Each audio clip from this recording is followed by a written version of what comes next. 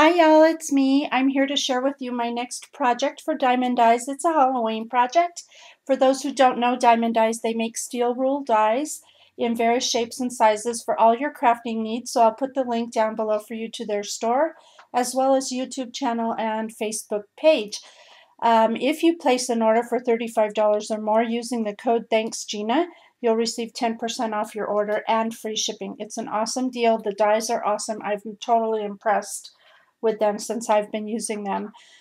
Before I go on to that, I also want to tell you about another event we have going on. It's called the Fall Facebook Flower Challenge, and you can create any project you want, but you must use at least one flower die from Diemond Dies on your project, and that needs to be loaded by way of picture or a link to a video onto their Facebook challenge page. I'll put a link to that down below as well. You have from now until October 31st to complete your project, and you can enter as many projects as you like.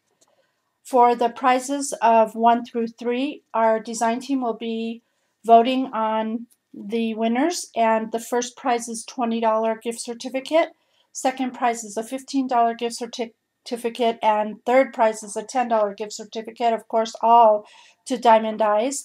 And then there will be a fourth prize for a $10 gift certificate too, also for Diemond Dies, but we're going to let random.org choose that winner. So again, please check out all the rules below, and be sure to get your entries in by the end of this month. You have plenty of time to create a project.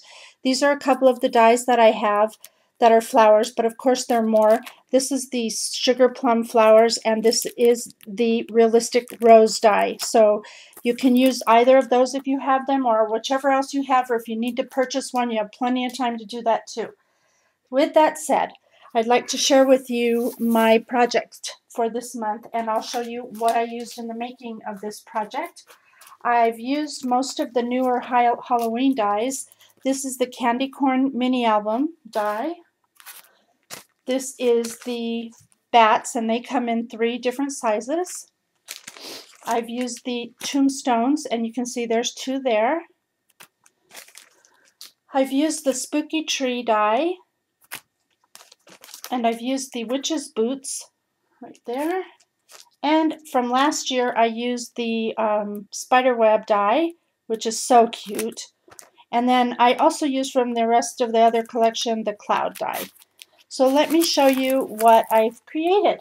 The first thing I had in mind was treat bags. I have enough, I guess something about treat bags. I love them. I think it's nice to give treats to people. All these were made with felt. So the first one I came up with was this witch's hat, and it's super cute. It was super easy. This one is like a super easy one. When I saw this shape, that's what I thought of. So I cut out the shape of the candy corn. I added a brim, a belt, and a buckle, and then some seam binding. And these open up at the top so you can fill them up with goodies for your children's parties, for school gifts, for friends, for family, for anyone. They're just cute. They make cute gifts. So this is the next one I've used. And as you can see, this one, I cut the candy corn shape out. I rolled down the top and glued it into place. I adhered a dangling spider there with the spider web die, the word boo, which is from the same spider web die, and another spider. I put seam binding up here at the top, and as you can see, they do open up for goodies to go inside. I sewed around the edges as well in this one. The next one I came up with was this one, again using the same candy corn die. I used the tree and the tombstone and the bats. I used the cloud die on here, added a couple of flowers. This one I just folded the top down sort of in a zigzag fashion and glued it into place, sewed it as well, add seam binding to this as well.